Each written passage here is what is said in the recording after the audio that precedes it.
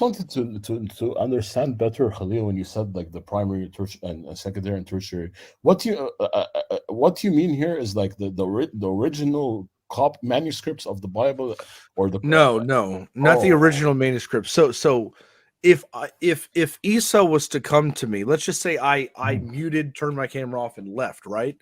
And yes, Esau was to come to me and he said, "Hey, Khalil, I saw or I heard when Adam came on the show and you were gone. I heard Adam, scream the yes, F word over the live, right?" yes, And that would be Isa saying that he's writing about that he actually witnessed you cursing. mm, That would be a mm. primary eyewitness. He's Ah, the one okay. that watched you do that. But if someone wrote, like if someone had a conversation with Isa and then that person came to me and said that, okay, I'm making a claim, Khalil. I'm saying that Isa told me that he heard Adam scream a curse word over your live. That Mm, would not be a primary source. That would be secondary sources. And then if mm, another person said that a person told me that a person told them that Esau witnessed you curse on his live, that would be a third tertiary source. So it's not saying that it should not be taken into consideration, because not always with historical claims and historical evidence do we always have primary in source. every single case a primary Mm, source. There's secondary and third sources that can build up an argument or build up the validity of a claim. But if those second and third, those I heard a guy say this, that he heard a guy say this type mm, claims, if these are mm, not backed up by some mhm, type of primary, hey, I'm writing this down, I'm the one that witnessed this exact thing happen. If it's oh, not predicated on that and backed up by that, then in textual criticism, it is by definition conjecture and hearsay. Speculation. Yeah, So, and just and that's exactly how we, the hadiths. That's how it is with the hadiths, right? yes. These people are claiming that this person, that this person, that this person, that person, that this person, and it goes back, and these things are verified. If somebody is found to be a liar or just not truthful in his business dealings or something like this, it's thrown out completely, right? Yes. And that's just a little quick example. But as you were explaining that, Khalil, all I'm thinking, wallahi, all I'm thinking is hadith. It's just Mm, hearsay that cannot be backed up by anything. You have a primary source. So I'm the one that witnessed it. I'm writing about it. And then other people are writing about what I wrote about. Do you see what I'm mm, saying? Now that mhm. if that's what Khalil is saying, that if you have that type of evidence, okay, cool. Now we have something to kind of argue against. But when you don't have me, the primary source, then mm, everything else is just, forget about it. yes. Hey, forget Mhm. about it. Yeah, So, Adam, I want to give you a chance to respond, and I also want to give you the last word. I do have two more people oh, okay. that just joined, and we have what, about 20 minutes left before we're shutting the stream Oh, down. oh. But I want to be able to give you the last Thank word you. in response to what I was saying. Yeah.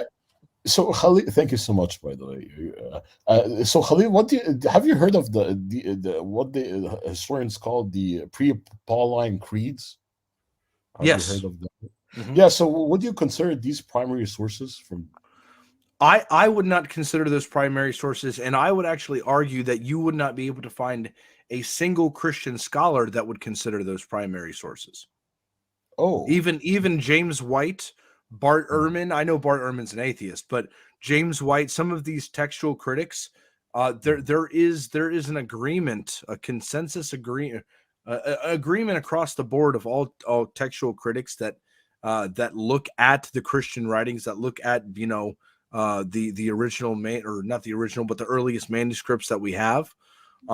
They would all agree that we have zero, absolutely zero primary eyewitness accounts of the crucifixion of Jesus. And yeah. you're So, free to look it up and challenge that. Yeah, yeah. So you're absolutely correct that we have zero eyewitness accounts, but these, like for example, the 1 Corinthians 15 pre-Pauline creed, right?